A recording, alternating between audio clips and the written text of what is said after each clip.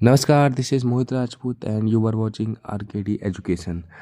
अगर आप बांग्लादेश के चुनावी नक्शे को ध्यान से देखें तो पाएंगे कि जिन क्षेत्रों की सीमा भारत के पश्चिमी बंगाल से लगती है, उन्हीं सीमावर्ती सीटों पर जमाते इस्लामी बांग्लादेश का प्रभाव दिख रहा है।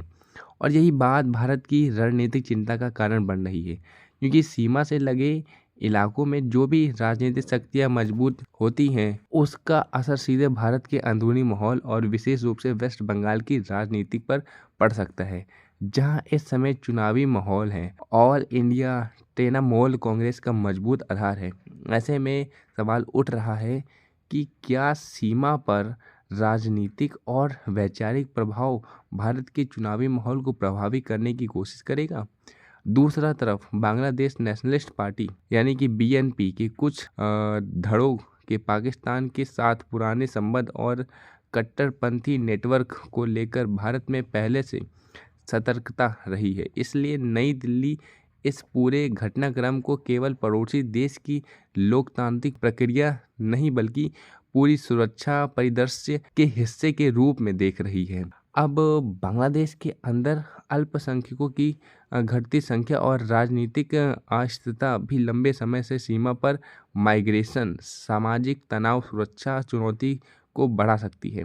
इसी बीच आंतरिक सत्ता सलाहकारों और वास्तविक राजनीति ताकतों के बीच जो संघर्ष पिछले 1.5 साल से चल रहा है, उसने शासन व्यवस्था को अस्थिर किया है मतलब, और बाहरी शक्तियों के लिए जगह बनाई है। अक्सर चाइना की बढ़ती मौजूदगी और पाकिस्तान के पारंपरिक नेटवर्क को ध्यान में रखते हुए भारत अपनी तैयारी तेज कर रहा है। हाल ही में असम